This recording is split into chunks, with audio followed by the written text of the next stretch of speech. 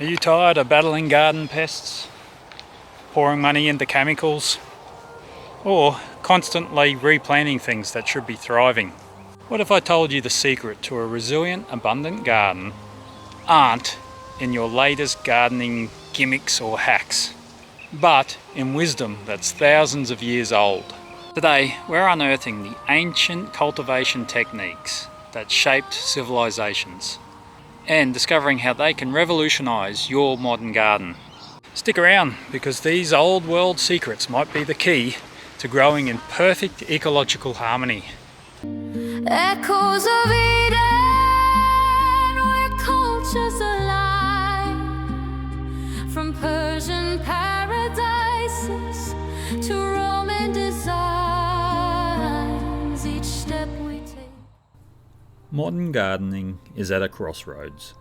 On one hand, we crave beauty, abundance, and connection to nature. But on the other, most modern gardens are fragile. They rely heavily on synthetic fertilizers, pesticides, irrigation systems, and constant human intervention just to stay alive. Our gardens struggle because they've been designed to fight nature, not cooperate with it. Straight lines, exposed soil, shallow roots, tidy edges. It may look neat, but it's not how life actually thrives. Somewhere along the way, we became disconnected from the ancient wisdom that guided us with thousands of years of cultivation, long before chemical companies and power tools existed. And it's ironic, because the answer to so many of our modern gardening problems, drought stress, pests, low yields, poor soil, were solved centuries ago by cultures who worked with the rhythms of the natural world. Each moment is spent in shadows. Across the world, ancient peoples created gardens that were far more than productive spaces. They were a reflection of philosophy, spirituality, and ecological understanding. Echoes of Eden, where cultures Persian paradisia gardens were designed as earthly representation of Eden. Symmetrical spaces with flowing water, deep shade, fruit trees, birds, fragrance, and cool microclimates. In the scorching desert, they created pockets of lush abundance by understanding wind, light, and water. build soil, let the garden breathe as roots. The Romans mastered water. Their villa gardens were irrigated through clever cisterns, channels, and aqueducts. They grew herbs, medicinals, fruit trees, and ornamentals in carefully planned microclimates. A secret refrain. In Japan, gardens became landscapes of harmony and contemplation, places where every rock, branch, and ripple of sand spoke the language of balance and respect for natural form. These gardens embraced subtlety, shadow, and the wisdom of stillness. We'll share with droplets. And here in Australia, Indigenous people shaped the land for tens of thousands of years, using fire ecology, wild orchards, yam fields, and food-producing forests disguised as wilderness. What looked like untouched bushland was in truth a highly sophisticated regenerative system. Different cultures, different climates, yet the same underlining principle. Work with nature, not against it. So that brings us to the heart of today's journey. If ancient cultures created regenerative gardens that thrived with fewer inputs and greater resilience, why aren't we doing the same? And more importantly, can ancient wisdom actually solve our modern gardening challenges? Can old world knowledge guide a new generation of gardeners towards harmony? Today, we're going to find out. Let's dig deeper into the roots of permaculture, the ancestors of the ideas that we call today regenerative gardening, and uncover the ancient techniques that can transform your garden today. We break every chain.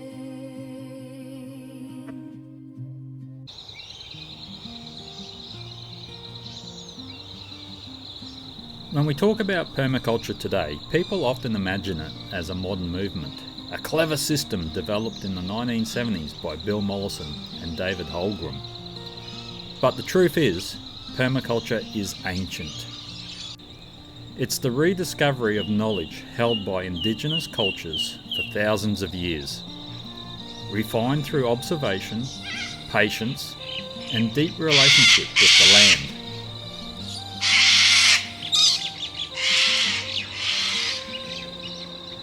Before technology, before tractors, before synthetic fertilizers, observation was the greatest tool humans had. Indigenous cultures from every continent read the land like a living map. They watched the flight patterns of birds to find water. They studied the shape of trees to understand wind patterns. They knew which insects signalled a healthy ecosystem and which warned of imbalance. Observation wasn't something they did once, it was a lifelong practice. And that's one of the biggest principles in permaculture today: observe and interact. Because you can't design well unless you truly understand your land.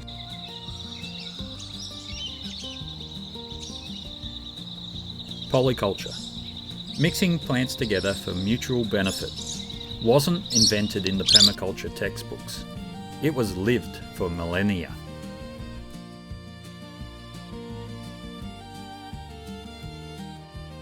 Indigenous Americans grew corn, beans, and squash as a single system. Corn gives the beans a living trellis. Beans fix nitrogen, strengthening the corn. And squash shades the soil, preventing weeds and evaporation. A guild more elegant than anything modern agriculture has produced.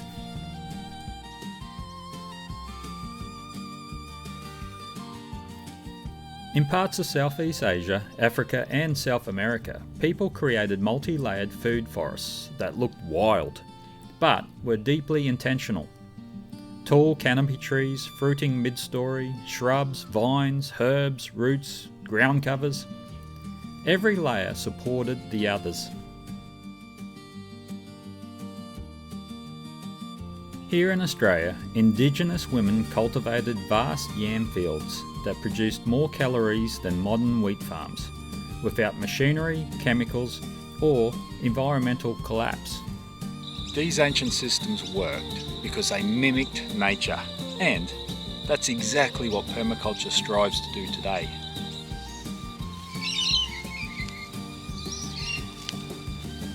To ancient cultures, soil wasn't dirt, it was alive.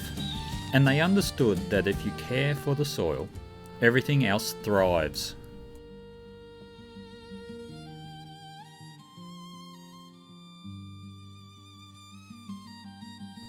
In the Amazon basin, people created terra preta, a rich black soil made from charcoal, compost, pottery shards, fish bones, and organic waste.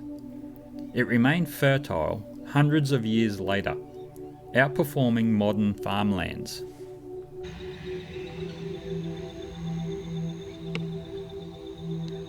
What we now call biochar was simply common practice, burning biomass slowly to create carbon-rich material, adding it to the soil as a sponge for water and nutrients, feeding the fungal networks that sustain plant life.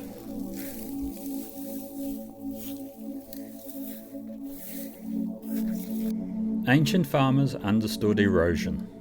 They kept soils covered with straw, leaves, wood chip, or living plants, just like a forest floor. This is ancient wisdom we can bring straight into modern permaculture.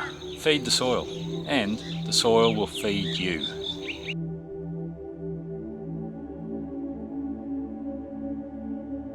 When we say permaculture is inspired by Indigenous practice, this is what we mean.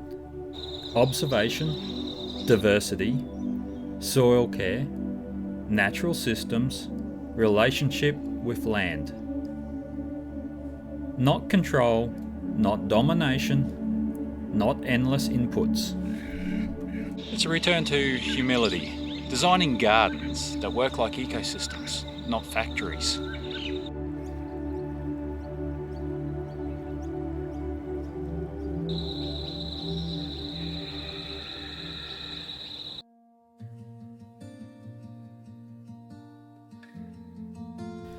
In Australia and in many parts of the world, water is the number one limiting factor for gardeners.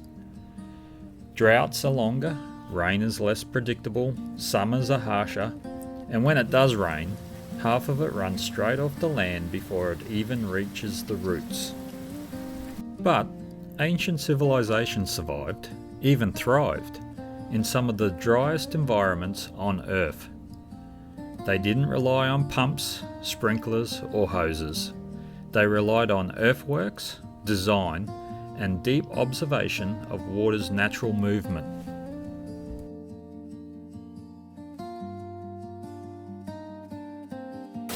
Let's start with rainwater. Ancient cultures saw rain as a precious gift, and they captured every drop.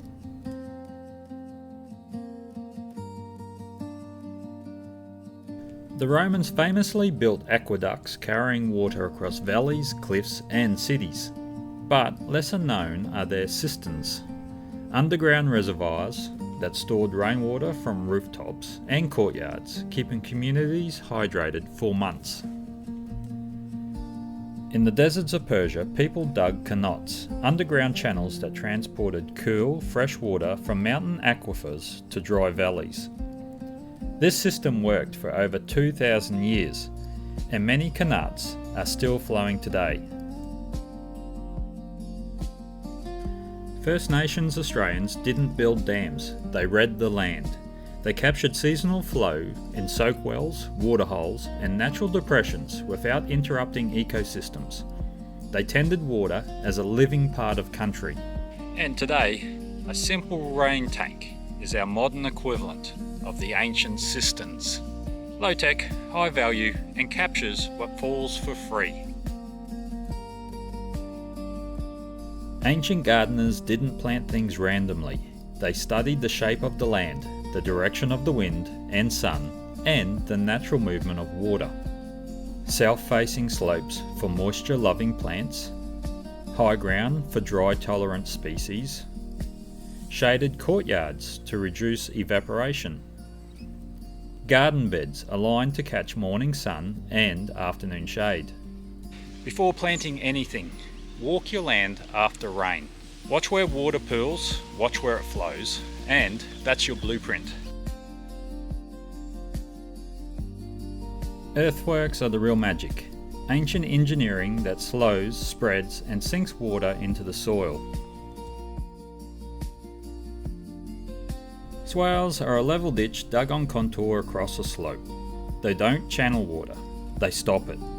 They let it soak deep into the land, hydrating entire hillsides. In the Middle East, wadis captured huge bursts of seasonal rain.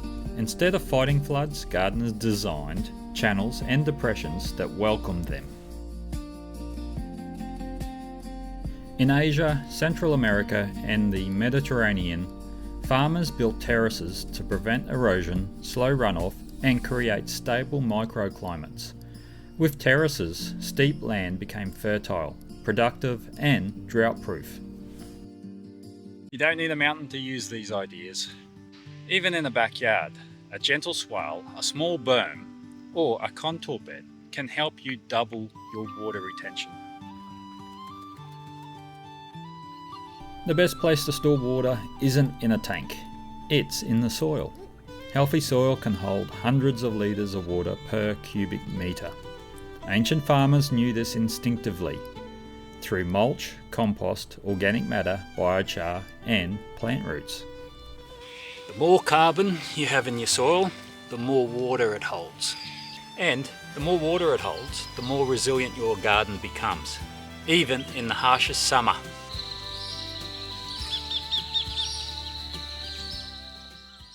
In every healthy garden, ancient or modern, there are thousands of workers you'll never ever meet. Tiny allies who pollinate your flowers, protect your vegetables, cycle your nutrients, and keep your garden in balance. These creatures don't clock in or need reminding. They don't take holidays. They simply do what nature designed them to do. And ancient cultures didn't just understand this, they worked with nature's gardeners, encouraging them through design, planting choices, and habitat building. In ancient gardens, beneficial insects weren't lucky accidents, they were invited guests. Persian gardens planted aromatic herbs to confuse pests. Romans integrated wildflowers between food crops to draw pollinators. Aboriginal Australians shaped landscapes that fed birds, insects, and marsupials through seasonal flowering and fruiting cycles. They understood what many modern gardeners forgot. That a garden is not a machine, it's an ecosystem. And an ecosystem needs diversity to thrive. Most modern gardens focus on neat borders and perfect lines, but in nature the most productive places are the edges. Where forest meets grasslands, where water meets soil, where mulch meets sunlight. These messy zones are exploding with life. Grasses meeting mulch, native flowers alongside vegetables, a small patch left to grow wild. In ancient cultures, edges were celebrated. They planted hedgerows, wildflower strips, and small thickets to create habitat. These spaces sheltered ladybirds, lizards, skinks, frogs, bees, hoverflies, the real pest controllers. If your garden has a few messy edges, good, because that's where the magic happens. Birds, bats, reptiles, insects, these aren't visitors. They're employees in an ancient garden system. Birds eating caterpillars, lizards reducing slug population, frogs controlling mosquitoes, hoverflies and parasitic wasps eliminating aphids, and native bees boosting fruit set dramatically. Instead of spraying pests away, the ancient gardeners invited predators in. One of the most powerful ancient practices was also the simplest: seed saving. Every seed carries memory. Memory of drought, heat, frost, pests, soil type, and the subtle adaptations passed down through generations. In ancient times, families didn't just save seeds, they guarded them. Seeds were stories, seeds were inheritance, seeds were survival. When you save seeds from your strongest plant, you're following a tradition that's thousands of years old. And you're building resilience in your garden, one season at a time. A biodiverse garden is stronger, healthier, more resilient, more productive, and more beautiful. Ancient gardeners didn't force order. They orchestrated harmony. So when you're planting for diversity, native herbs, flowering annuals, ground covers, shrubs, you're recreating the blueprint nature designed. The blueprint ancient gardeners understood intuitively.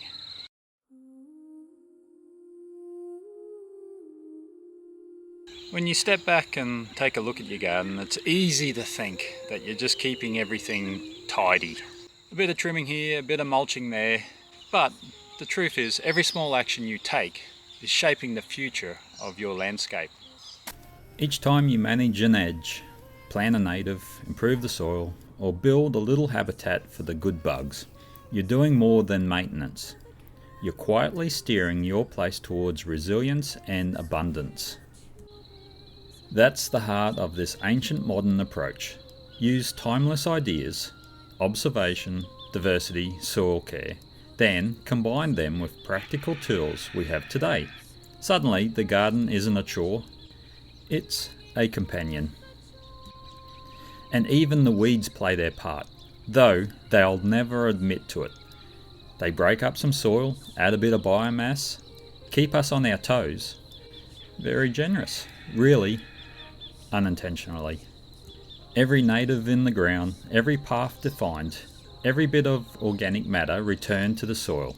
It all builds a garden that grows more capable, more interesting, and more alive with each passing year. So remember, you're not just gardening, you're creating a legacy. One trim, one planting, and one mildly annoying weed at a time. Feed the soil and in the system to bind them. So there you have it, my friends. A little ancient wisdom, a little modern ingenuity, and a whole lot of love for the land. Share your tips, your triumphs, and your old school techniques down in the comments. Let's learn from each other, the way gardeners have since the dawn of time.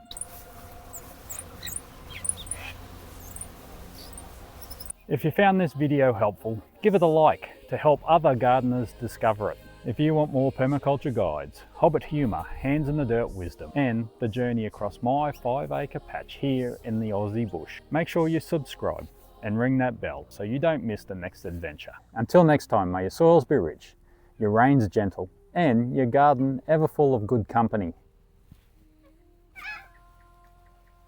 I'm Gazza the Green, and together we're cultivating a legacy. See you in the next one.